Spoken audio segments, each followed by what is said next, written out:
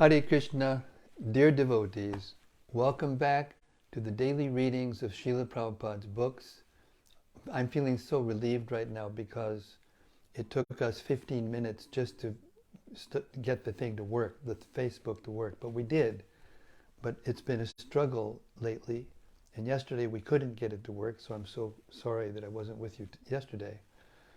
But I'm thinking very seriously about changing over the live readings to YouTube rather than Facebook. And I want to know what everybody thinks, whether it will be okay with everyone. So think about it and let me know. In the meantime, here we are in the live studios in the Haven, and Śrīmad-Bhāgavatam Mahima Stotram is calling us. Śrīla Sanatana Goswami is calling us into the glorification of Śrīmad-Bhāgavatam. And it goes like this.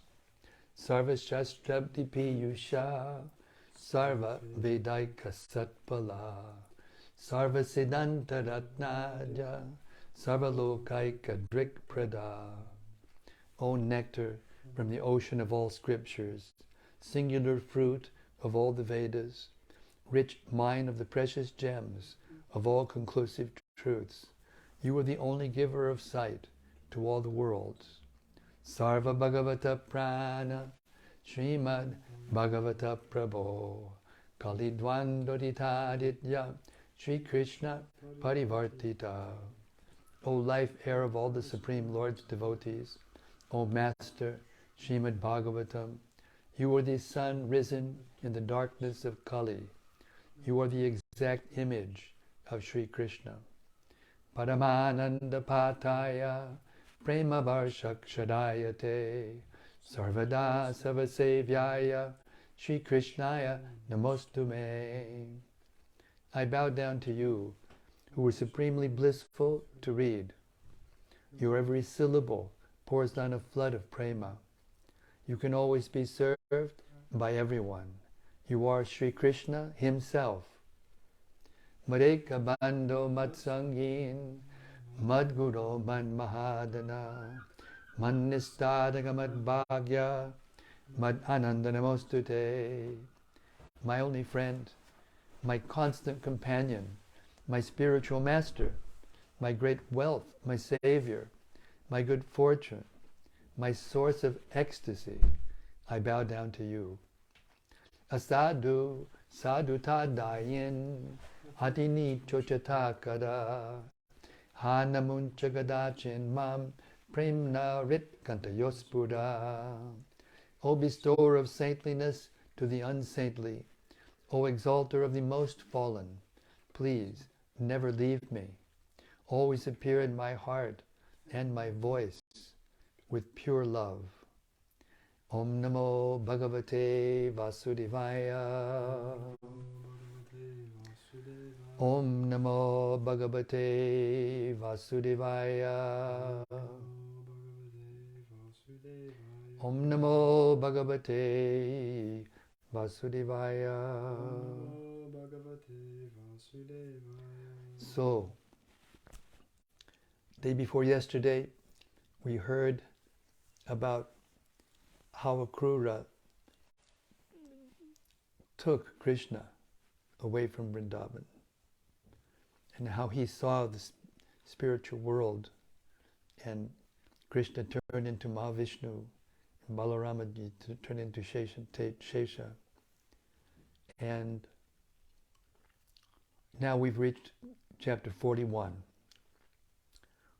Krishna enters Mathurā.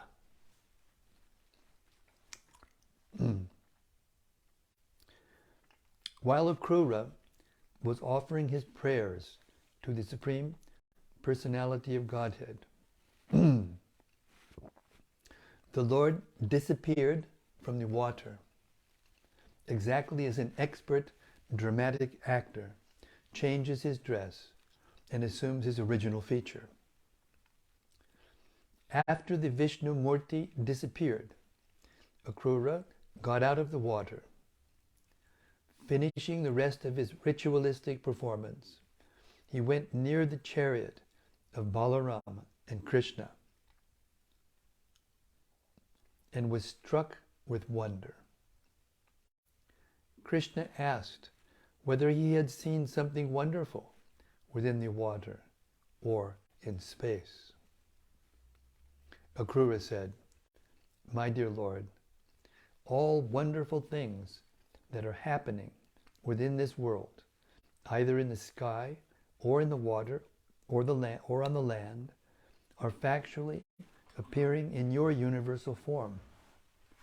So when I have seen you, what wonderful things have I not seen?"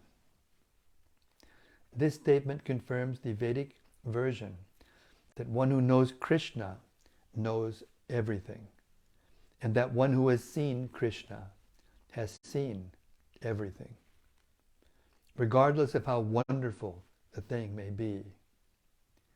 My dear Lord, Akrura continued, there cannot be anything more wonderful than your transcendental form. When I have seen your transcendental form, what is there left to see?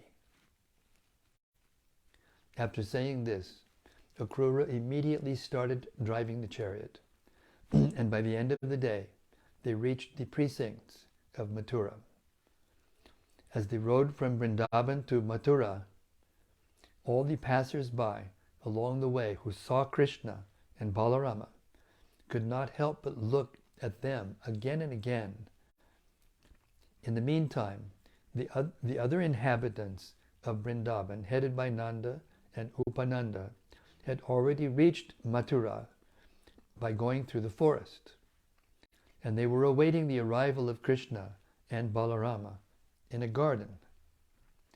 Upon reaching the entrance to Mathurā, Krishna and Balarama got down from the chariot and shook hands with Akrura. Krishna informed him, "You may now go home. You may go home now, because we shall enter Mathurā later, along with our associates." Akrura replied, "My dear Lord, I cannot go to Mathurā alone, leaving you aside. I am your surrendered servant. Please, do not try to avoid me. Please come along with me, with your elder brother and cowherd boyfriends, and sanctify my house. My dear Lord, if you come, my home will be sanctified by the dust of your lotus feet. The water emanating from the perspiration of your lotus feet, namely the Ganges, purifies everyone, including the forefathers, the fire god, and all other demigods. Bali Maharaj has become famous simply by washing your lotus feet, and he enjoyed all material opulences, and later on was elevated to the highest position of liberation. The Ganges water not only sanctifies the three worlds, but is carried on the head of Lord Shiva. The ancestors of Bhagirata, sanctified by this water, achieved the heavenly planets. O Supreme Lord of Lords, O Master of the universe, one can achieve piety simply by hearing about your transcendental pastimes. O Supreme Narayana, who were praised with select verses, I offer my respectful obeisances unto you." On hearing this, the Supreme Personality of Godhead, Krishna, replied, "Akrura, I shall surely come to your home with my elder brother Balarama, but only after killing all the demons who are envious of the Yadu dynasty. In this way I shall please all my relatives." Akrura became a little disappointed by these words of the Supreme Personality of Godhead, but he could not disregard the order. He therefore entered Mathurā and informed Kamsa about the arrival of Krishna, and then he entered his own home. After Akrura's departure, Lord Krishna, Balarama, and the cowherd boys entered Mathurā to see the city. They observed that the gate of Mathurā was made of first-class marble, very well constructed, and that the doors were made of pure gold. There were gorgeous orchards and gardens all around, and the whole city was encircled by canals so that no enemy could enter very easily. They saw that all the crossroads were decorated with gold, and that there were many copper and brass storehouses for stocking grain. And there were many rich men's houses, all appearing symmetrical, as if constructed by one engineer. The houses were decorated with costly jewels, and each and every house had nice compounds of trees bearing fruits and flowers. The corridors and verandas of the houses were decorated with silk cloth and embroidery work in jewels and pearls. In front of the balcony windows were pigeons and peacocks walking and cooing. All the grain dealers' shops within the city were decorated with different kinds of flowers and garlands, newly grown grass and pleasing flowers like narcissus and roses. The entrance doors of the houses were decorated with water pots filled with water. A mixture of water, yogurt, sandalwood pulp, and flowers was sprinkled all around the doors, which were also decorated with burning lamps of different sizes. Over all the doors were decorations of fresh mango leaves and silk festoons. When the news spread that Krishna, Balarama, and the cowherd boys were within Mathurā city, all the inhabitants gathered, and the ladies and girls immediately went up to the roofs of the houses to see them. They had been awaiting the arrival of Krishna and Balarama with great anxiety, and in their extreme eagerness to see Krishna and Balarama, the ladies did not dress themselves very properly. Some of them placed their clothes in the wrong place. Some anointed their eyes on one side only, and some wore ankle bells only on one leg, or wore only one earring. Thus, in great haste, not even decorated properly, they went to see Krishna from the roofs. Some of them had been taking their lunch, but as soon as they heard that Krishna and Balarama were in the city, they left their eating and ran to the roofs. Some of them were in the bathroom taking their baths, but without properly finishing their baths, they went to see Krishna and Balarama. Some were engaged in feeding their children breast milk, but they put their babies aside and went to see Krishna and Balarama. Passing by very slowly and smiling, Lord Krishna immediately stole their hearts. He who is the husband of the goddess of fortune passed through the street like an elephant.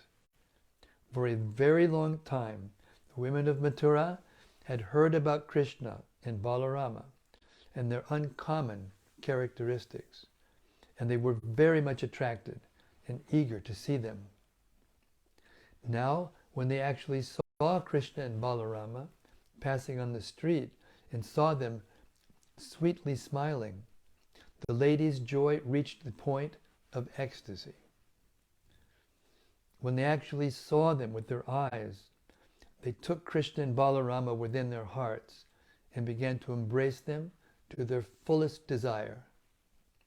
Their bodily hairs stood up in ecstasy. They had heard of Krishna, but they had never seen him, and now their longing was relieved.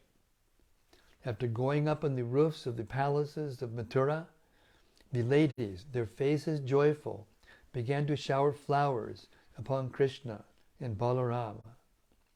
When the brothers were passing through the streets, all the brahmanas in the neighborhood went out with sandal water and flowers and respectfully welcomed them to the city. All the residents of Mathurā began to talk among themselves about the elevated and pious activities of the people of Vrindavan. The residents of Mathurā were surprised at the pious activities the cowherd men in Vrindavan must have performed in their previous lives to be able to see Krishna and Balarama daily as cowherd boys. While Krishna and Balarama were passing in this way, they saw a washerman and dyer of clothing. Krishna was pleased to ask him for some nice clothing. He also promised that if the washerman would deliver the nicest dye cloth to him, the washerman would become very happy, and all good fortune would be his. Krishna was not a beggar, nor was he in need of clothing, but by this request, he indicated that everyone should be ready to offer Krishna whatever he wants. That is the meaning of Krishna consciousness.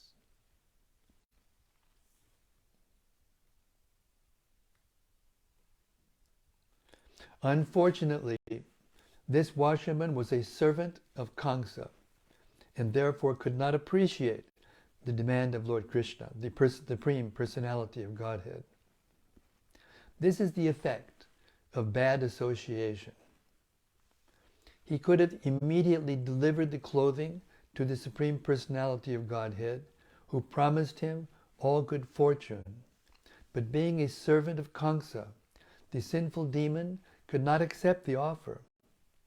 Instead of being pleased, he was very angry and refused the Lord's request, saying, "How is it that you are asking for clothing which is meant for the king?" The washerman then began to instruct Krishna and Balarama. Oops. My dear boys, in the future, don't be so impudent as to ask for things which belong to the king. Otherwise you will be punished by the government men. They will arrest you and punish you, and you will be in difficulty. I have practical experience of this fact. Anyone who unlawfully wants to use the king's property is very severely punished. On hearing this, Krishna, the son of Devaki, became very angry at the washerman, and striking him with the upper portion of his hand, he separated the man's head from his body. The washerman fell down dead on the ground. In this way, Lord Krishna confirmed the statement of the Brahma Samhita that every limb of his body is capable of doing everything he likes. Without a sword, but simply with his hand, he cut off the head of the washerman. This is proof that the Supreme Lord is omnipotent. If he wants to do something, he can do it without extraneous help. After this ghastly incident, the employees of the washerman immediately dispersed, leaving the clothing. Krishna and Balarama took possession of it and dressed according to their choice. The rest of the clothes were offered to the cowherd boys, who also used them as they desired. What they did not use remained there. Krishna, Balaram, and the boys then proceeded along the main road. In the meantime, a devotee tailor took the opportunity of service and prepared some nice clothes from the cloth for Krishna and Balarama. Thus, being very nicely attired, Krishna and Balarama looked like elephants dressed with colored clothing on the full moon day or the dark moon day. Krishna was very much pleased with the tailor and gave him the benediction of Sarupya Mukti, which means that after leaving his body, he would be liberated and would attain a four-handed body, exactly like that of Narayana in the Vaikuntha planets. Krishna also granted him that as long as he would live, he would earn sufficient opulence to be able to enjoy sense gratification. By this incident, Krishna proved that those who are Krishna conscious devotees will not be lacking material enjoyment of sense gratification. They will have sufficient opportunity for such things, but after leaving this body, they will be allowed to enter the spiritual planets of Vaikuntha Loka or Krishna Loka, Goloka Vrindavan. After dressing nicely, Krishna and Balarama went to a florist of the name Sudama. As soon as they reached the precinct of his house, the florist immediately came out and with great devotion fell down on his face to offer his respectful obeisances. He offered a nice seat to Krishna and Balarama and asked his assistant to bring out flowers, betel nuts, and pulp of chandan. The florist's welcome greatly satisfied the Lord. The florist very humbly and submissively offered his prayers to the Lord, saying, "My dear Lord, because you have come to my place, I think all my forefathers and all my worshipable superiors are pleased and delivered.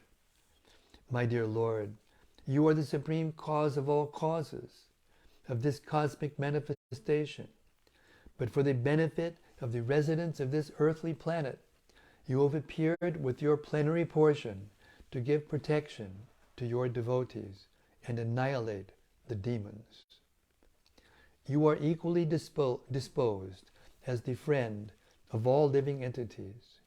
You are the Supersoul, and you do not discriminate between friend and enemy. Yet you are pleased to give your devotees the special result of their devotional activities. My Lord, I am praying that you please tell me whatever you wish me to do, because I am your eternal servant. If you would order me to do something, it would be a great favor to me."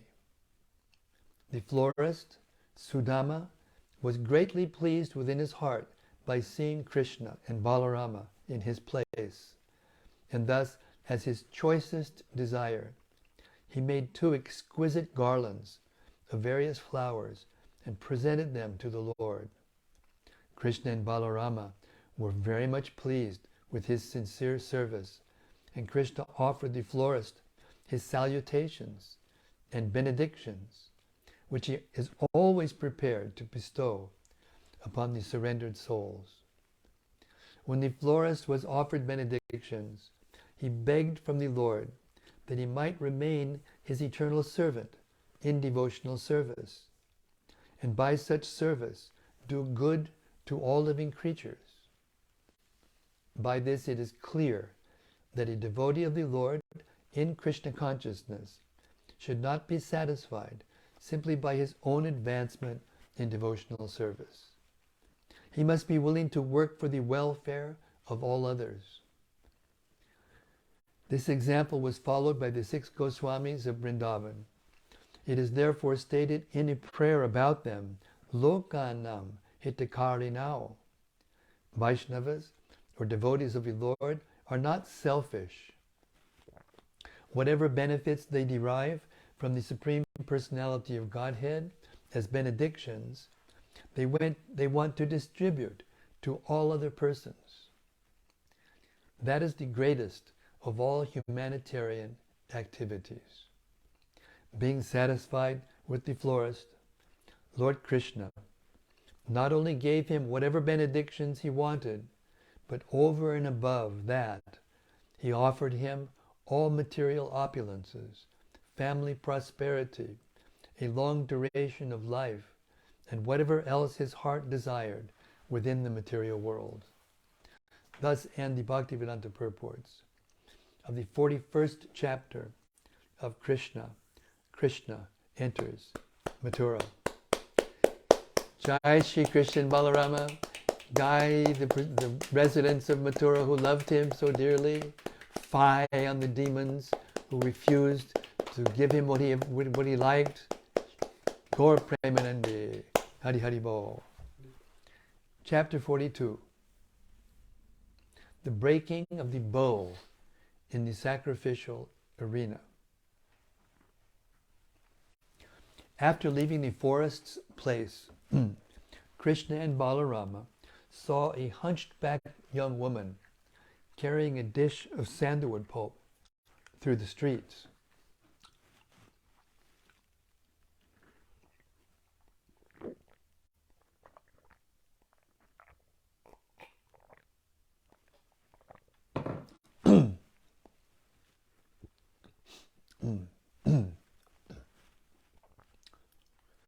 After leaving the forest's place, Krishna and Balarama saw a hunchbacked young woman carrying a dish of sandalwood pulp through the streets. Since Krishna is the reservoir of all pleasure, he wanted to make all his companions joyous by cutting a joke with the hunchbacked woman.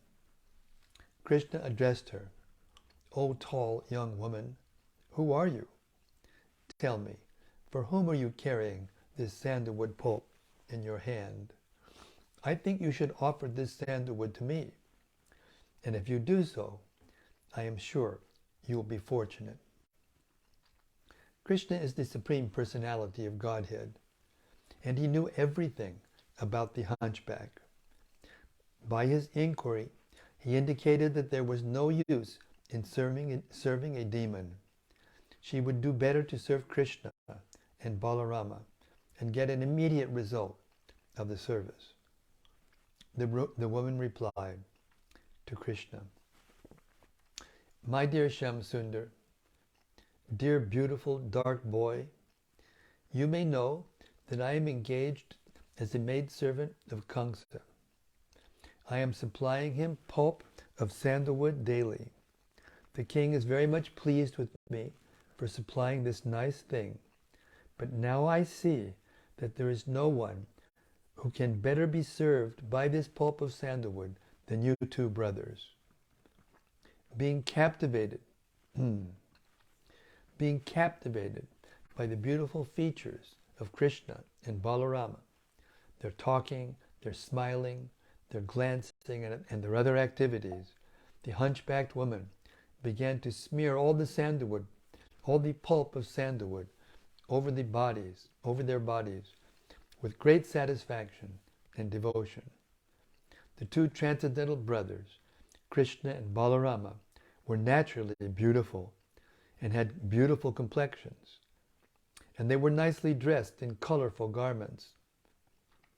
The beautiful complexions, the upper portions of their bodies were already very attractive, and when the hunchbacked woman smeared their bodies with sandalwood pulp, they looked even more beautiful. Krishna was very much pleased by this service, and he began to consider how to reward her. In other words, in order to draw the attention of the Lord, the Krishna conscious devotee has to serve him in great love and devotion. Krishna cannot be pleased by any action other than transcendental loving service unto him. Thinking like this, Lord Krishna pressed the feet of the hunchbacked woman with his toes, and capturing her cheeks with his fingers, gave her a jerk in order to make her straight. At once, the hunchbacked woman became a beautiful, straight girl with broad hips and thin waist and very nice, well-shaped breasts. Since Krishna was pleased with the service of the hunchbacked woman, and since she was touched by Krishna's hand, she became the most beautiful girl among women. This incident shows that by serving Krishna, the devotee immediately becomes elevated to the most exalted position in all respects. Devotional service is so potent that anyone who takes to it becomes qualified with all godly qualities. Krishna was attracted to the hunchbacked woman not for her beauty, but for her service. As soon as she rendered service, she immediately became the most beautiful woman. A Krishna conscious person does not have to be qualified or beautiful, After becoming Krishna conscious and rendering service to Krishna under Krishna, he becomes very much qualified and beautiful. When the woman was turned by Krishna's favor into an exquisitely beautiful young girl, she naturally felt very much obliged to Krishna, and she was also attracted by his beauty. Without hesitation, she caught the rear part of his cloth and began to pull it. She smiled flirtatiously and admitted that she was agitated by lusty desires. She forgot that she was on the street and before the elder brother of Krishna and his friends. She frankly proposed to Krishna, "My dear hero, I cannot leave you in this way. You must come to my place. I am already very much attracted to your beauty, so I must receive you well. And since you are the best among males, you must also be very kind upon me." In plain words, she proposed that Krishna come to her home and satisfy her lusty desires. Krishna, of course, felt a little bit embarrassed in front of his elder brother Balarama, but he knew that the girl was simple and attracted. Therefore, he simply smiled at her words. Looking toward his cowherd boyfriends, he replied to the girl, "My dear beautiful girl, I am very much pleased by your invitation, and I must come to your home after finishing my other business here. A beautiful girl such as you is the only means for solace for persons like us who are away from home and not married. Certainly a suitable girlfriend like you can give us relief from all kinds of mental agitation." Krishna satisfied the girl in this way with sweet words. Leaving her there, he proceeded down the street of the marketplace, where the citizens were prepared to receive him with various kinds of presentations, especially betel nuts, flowers, and sandalwood pulp. The mercantile men in the market worshipped Krishna and Balarama with great respect. When Krishna was passing through the street, all the women in the surrounding houses came to see him, and some of the younger ones almost fainted, being captivated by his beauty. Their hair and tight clothing loosened, and they forgot where they were standing.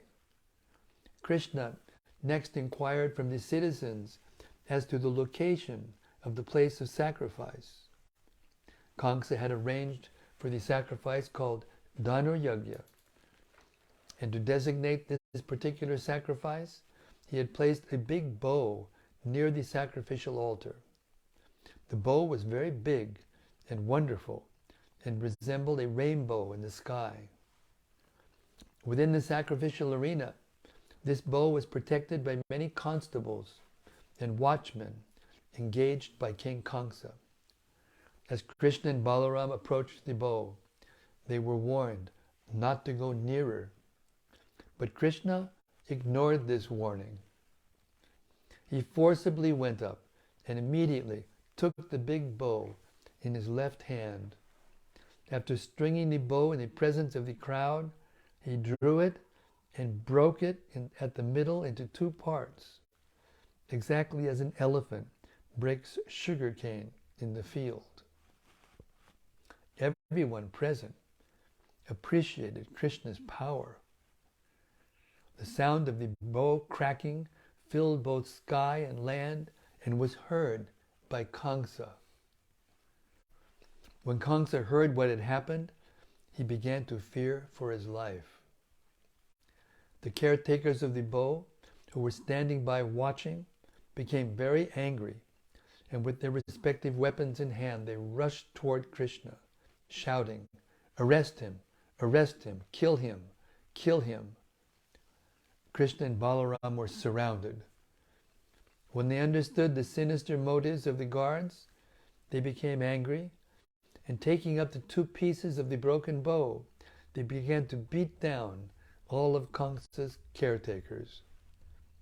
While this turmoil was going on, Krishna sent a small group of troops to assist the caretakers. While this turmoil was going on, Kṛṣṇa sent a small group of troops to assist the caretakers, but Krishna and Balarama fought with them also and killed them. After this, Krishna did not proceed further into this sacrificial arena, but went out the gate and proceeded toward their resting camp. Along the way, he visited various places in Mathurā city with great delight. Seeing the activities and wonderful prowess of Krishna, all the citizens of Mathurā began to consider the two brothers to be demigods who would come down to Mathurā, and they all looked upon them with great astonishment. The two brothers strolled carefree in the street, not caring for the law and order of Kṛṣṇa. Hare Krishna. As sunset approached, Krishna, Balarama, and their cowherd boyfriends went to the outskirts of the city, where all their carts were assembled. Thus, Krishna and Balarama gave some preliminary hints of their arrival to Kṛṣṇa, and he could understand what severe type of danger was awaiting him the next day in the sacrificial arena. When Krishna and Balarama had been going from Vrindavan to Mathurā, the inhabitants of Vrindavan had imagined the great fortune of the citizens of Mathurā in being able to see the wonderful beauty of Krishna, who was worshipped by his pure devotees as well as by the goddess of fortune. The fantasies of the residents of Vrindavan were now actually realized, for the citizens of Mathurā became fully satisfied by seeing Krishna. When Krishna returned to his camp, he was taken care of by servants who washed his lotus feet, gave him a nice seat, and offered him milk and palatable dishes. After taking supper and thinking of the next day's program, he very peacefully took rest. Thus, he passed the night there. On the other side, when Kṛṣṇa came to understand about the breaking of his wonderful bow and the killing of the caretakers and soldiers by Krishna, he could partially realize the power of the Supreme Personality of Godhead. He could realize that the 8th son of Devaki had appeared, and now his death was imminent. Thinking of his imminent death, he was restless the entire night. He began to have many inauspicious visions and could understand that Krishna and Balarama, who would approach the precincts of the city, were his messengers of death.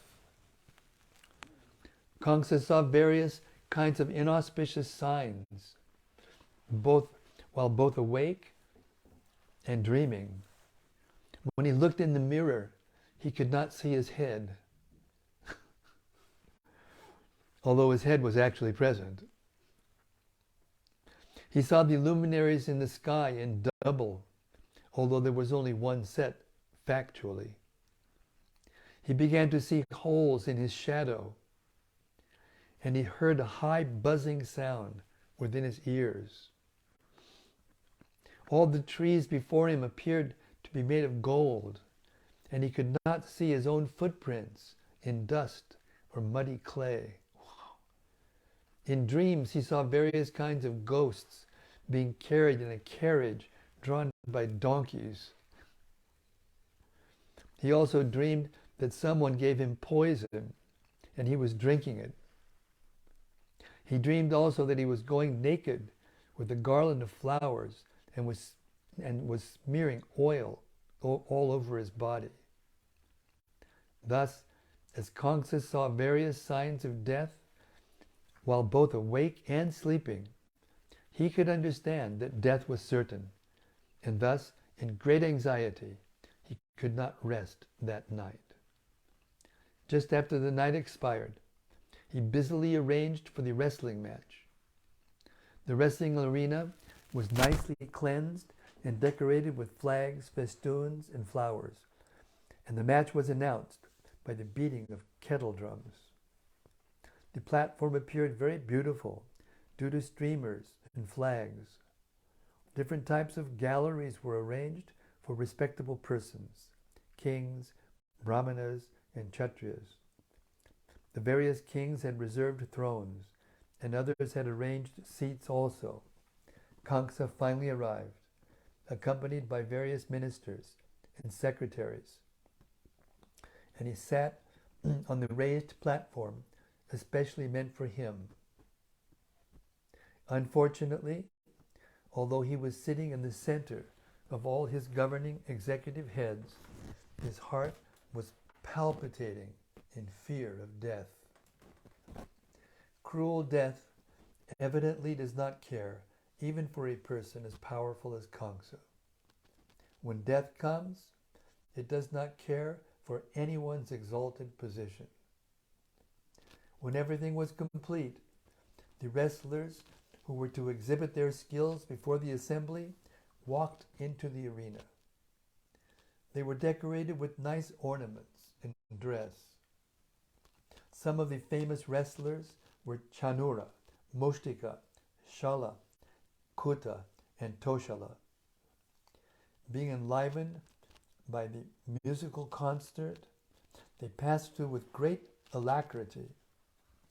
All the respectable cowherd men who came from Vrindavan, headed by Nanda, were also welcomed by Kṛṣṇa.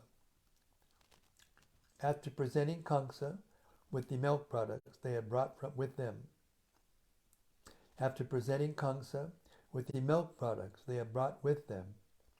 the cowherd men also took their respective seats by the side of the king, on a platform especially meant for them. Thus end the Bhaktivedanta purport of the 42nd chapter of Krishna, the breaking of the bow in the sacrificial arena. All glories to Sri Krishna and Sri Balaram. All glories to their magnificent entry into Mathurā. All glories to the fear that he injected into Kṛṣṇa's life. Gaur Premanande, Hari Hari Bol. Okay, it's just almost 8 o'clock, 2 minutes to 8. We'll stop our reading for today and remind everybody that I really would like to get out of Facebook. I mean, I'm not sure what all the ramifications are in terms of the ease of people to get them and get some notifications or whatever. But it's getting more and more difficult. And we read in the internet that many people are having this problem with Facebook now.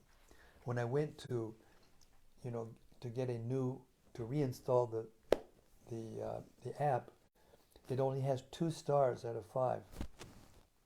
So it's becoming pretty unpopular, at least in terms of how it works. So please advise me what the best thing to do is. Hare Krishna. I'm doing this for you, not for me. So I want you to be happy. Hare Krishna. Okay, so let's have reflections and discussions and make up for yesterday's gap. Haribol. First is a comment from Gopakanya. Gopakanya, Hare Krishna. She says, Jai Maharaj, Hare Krishna. Blessed that you are back in the transcendental race. All glories to your service to Śrīla Prabhupāda and all the lovers of Sri Krishna Katha. Hare Krishna, thank you very much. Was it got there for very long? Just happened, okay. You didn't put this one properly. There's something here from Bhaktivedanta. Hey Bhaktivedanta, Haribol.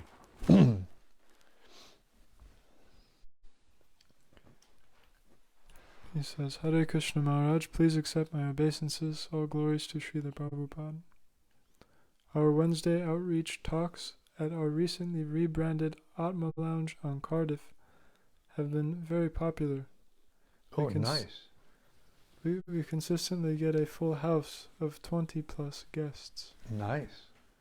We were thinking about ways to bring people a bit further along, and today started our first outreach morning program at 7 a.m. in the cafe. And around 10 guests came along. Very nice. Headed by Gopal Roy, we had some japa, some kirtan. Then, inspired by these daily readings, Gopal began reading Srila Prabhupāda's Bhagavad Gita straight. We started with the introduction, and hearing the prayers felt very auspicious. Ecstatic. As we read, the atmosphere became very pleasing. I personally felt as though you were smiling in the room with us. Oh, this is great. It works. It works every time, every place. You get Srila Prabhupada's association and Krishna and Balaram and all the auspicious personalities that are in these books. He goes on, he says, we had breakfast prasad with the guests and everyone had a wonderful time and were enthusiastic to come back. Haribol, very good. It really reinforced my faith in the power of hearing these books. Yes. It's exactly what people want and need. Yes.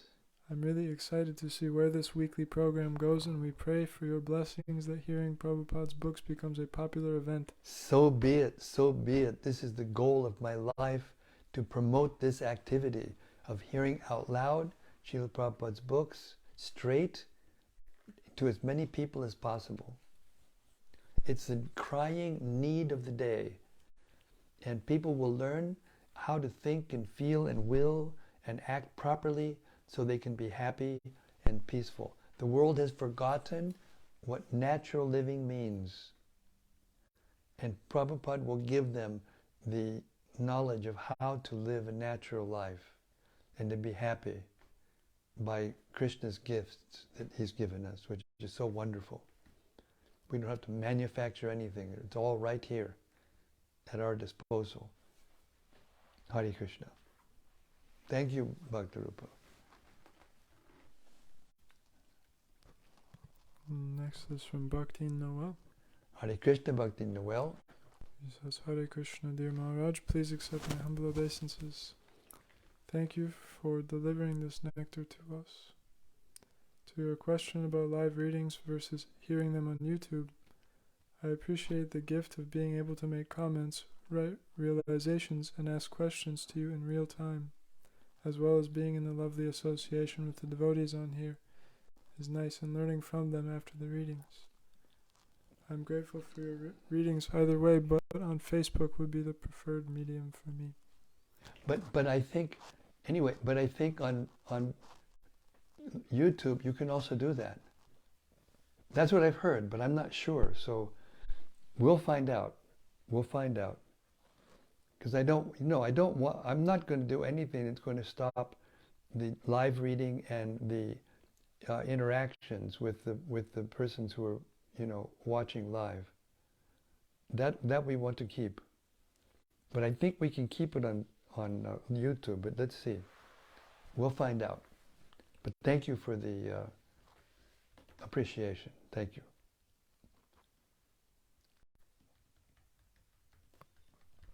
Next is from Daityari Haridas. Daityari Haridas. Haribo. He says, Hare Krishna Maharaj, thanks again for the reading.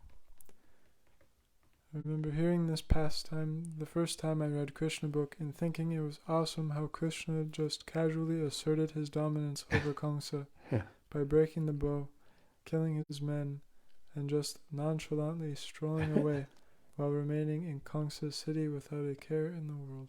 Yeah.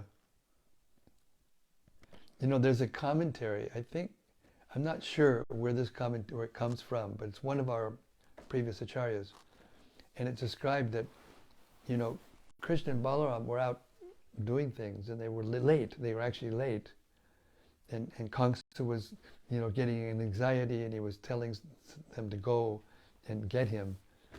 And they finally came in, and this was after they killed the elephant.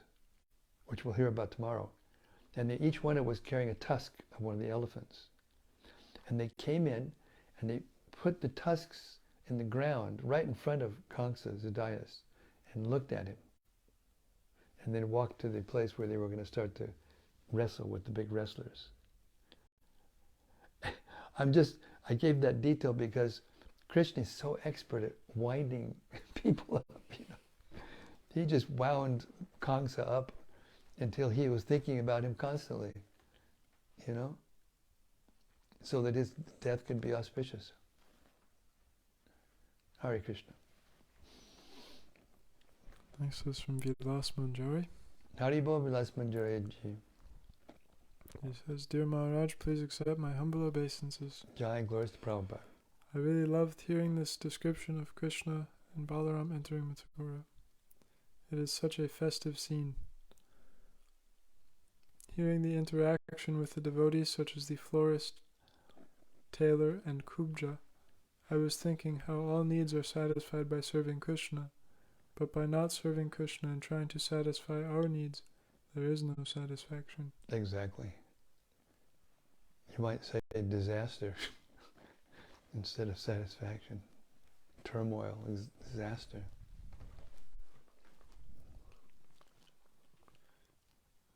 More from Bhakti Rupa.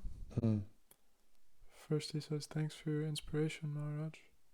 And he says, really love these chapters.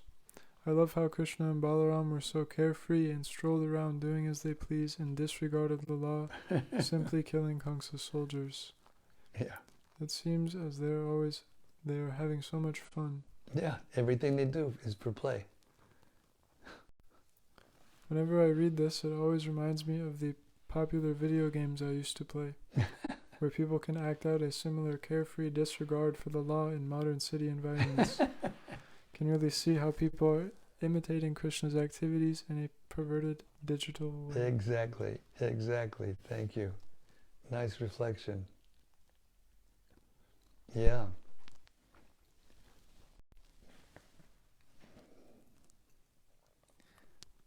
The Mayavadis, they make a big deal about how everything's illusion, but they're very expert at enjoying the illusion. Prabhupada said. So even the so-called spiritualists who are trying to be renounced, they're just sense gratifiers at the end of the day. Yeah. Hare Krishna. One more comment from Vilas Manjari. I also appreciated the simple and perfect prayer of the florist. Quote, that he might remain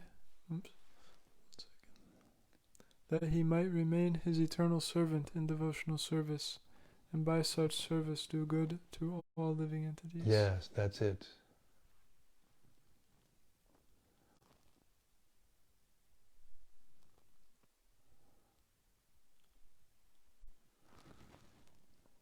And from Rati Manjari. Haribo Rati. She says, Jai Guru Maharaj, I am coming in late once again, tumbling out of a Harinam Sankirtan meeting. Wow. But I will listen to the reading now. Thank you for always being there. Thank you for being there. And let me know, I sent you a message about this idea about changing over to YouTube. Please let me know if it's possible. I wouldn't want to do it unless we can have the exchange at the end. And I'm not sure. I don't know anything about it actually. And anyway, and you know, your videos that you're sending me about your kirtans and the different exchanges that different kinds of people are having with you on the kirtan, and the obvious ecstatic, you know, feelings that the devotees are experiencing and going through are just wonderful. All I can say, I say it a lot, but I'll just say it again and again to everyone else, just keep this up. I'm not so mobile anymore. I can't go out and do those kinds of things, but I'm just trying to get this sound vibration, the transcendental sound of Prabhupada's books out there, get to as many people as possible through this daily reading. Hare Krishna.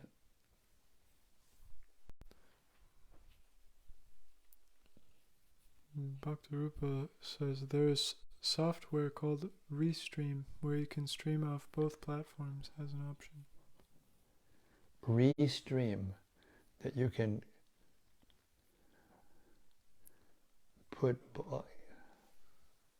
stream off of both of them. Stream off of both of them at the same time. Huh. Interesting. And what is the quality? Do you lose quality?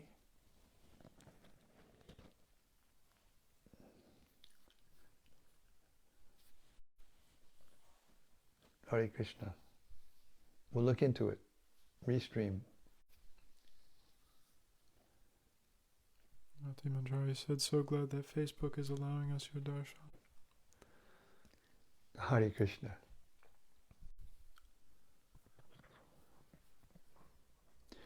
Thank you very much, everyone.